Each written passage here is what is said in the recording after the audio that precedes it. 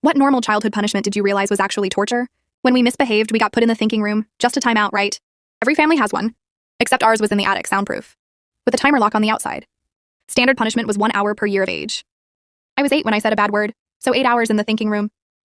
My brother Eli broke a plate at 12 hours. No food, water, no bathroom. Just you and the white walls. It builds discipline, Mom explained. Time to reflect on your choices. The room was maybe 6 by 6 feet. White walls, white floor. White ceiling, one bright LED light that never turned off. No windows, no furniture. Just a camera in the corner so they could monitor our safety. At first you would try to sleep, but the light was too bright and the floor too hard. By hour 3, you would start seeing patterns in the white paint.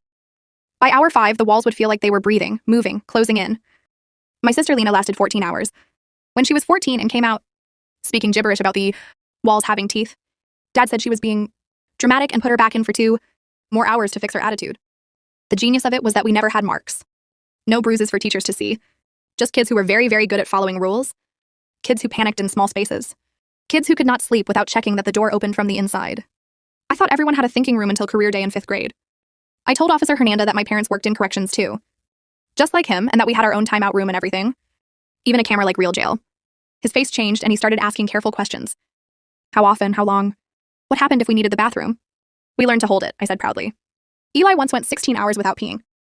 Dad said that was almost a record. The CPS visit was a disaster because my parents were so prepared.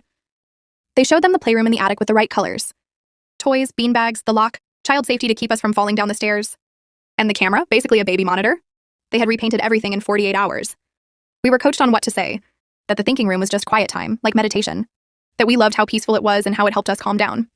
The social worker wrote creative parenting in her notes. That night, Eli got 18 hours for almost destroying our family.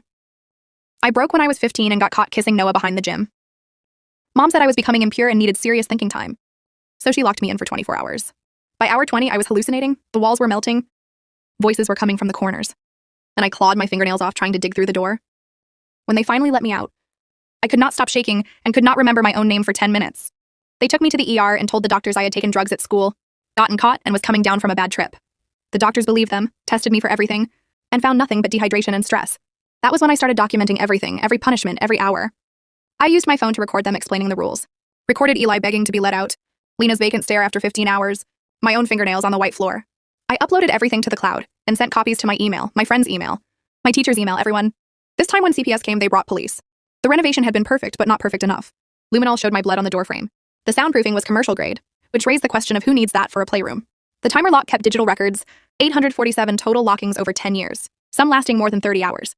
My parents' lawyer argued it was unconventional discipline. No physical abuse, no sexual abuse, just time alone to think, and asked how that was